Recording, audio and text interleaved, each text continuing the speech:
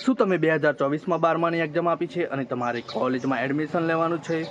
ગુજરાતની કોઈ પણ કોલેજમાં કોઈ પણ કોર્સ કરવા માટે તમે સાયન્સ લીધું હોય, આર્ટ્સ લીધું હોય કે કોમર્સ લીધું હોય, તમારે અંડર ગ્રેજ્યુએટ લેવલના કોર્સીસ કરવા માટે કોલેજમાં જવા માટે તમારે BA, BCom, BSc, BBA, BCA જેવા કોર્સમાં એડમિશન લેવા માટે ગુજરાત સરકારે હવે એક કોમન વેબસાઇટ બનાવી છે એડમિશન માટે. ગુજરાત કોમન એડમિશન સર્વિસીસ નામની વેબસાઇટ બનાવી છે, જેમાં તમારે રજિસ્ટ્રેશન કરીને તમારા ડોક્યુમેન્ટ અપલોડ કરી દેવાના છે અને પછી તમારે કઈ કોલેજમાં એડમિશન લેવું છે એ તમારે ચોઇસ ફિલિંગ કરી દેવાનું છે. કયો કોર્સ કરવો છે એ તમારે ચોઇસ ફિલિંગ કરી દેવાનો છે.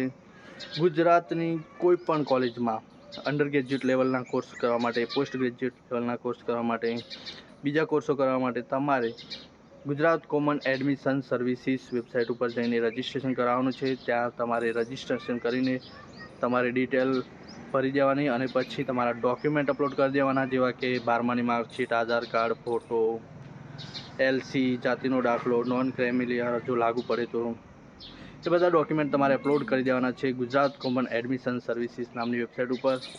આ વખતે ગુજરાત સરકારે જ્યાં પહેલાં એવું હતું કે અલગ અલગ કોલેજોમાં અલગ અલગ કોર્સ કરવા માટે તમારે અલગ અલગ એડમિશન ફોર્મ ભરવા પડતા હતા.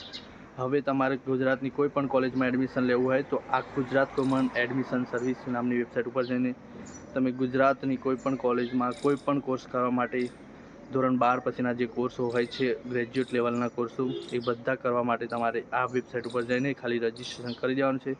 પછી તમને એડમિશન મળી જશે. પૂરી એડમિશન પ્રોસેસ આ વેબસાઇટ ઉપરથી જ થશે. એટલે જે 12માના સ્ટુડન્ટને ગ્રેજ્યુએટ લેવલના કોર્સો કરવાના છે એ બધા આ વેબસાઇટ ઉપર રજિસ્ટ્રેશન કરી દેજો. 16 તારીખથી રજિસ્ટ્રેશન પ્રોસેસ શરૂ થઈ ગઈ છે, 16મી મેથી. તો ફટાફટ રજિસ્ટ્રેશન કરાવી દઉં. જો કોઈને ખબર ના પડે તો નીચે કોમેન્ટ કરજો અને જો તમને ફોર્મ ભરતા ના ફાવે તો કોન્ટેક્ટ કરો એક્સપર્ટ કોમ્પ્યુટર પ્રાંતિજ.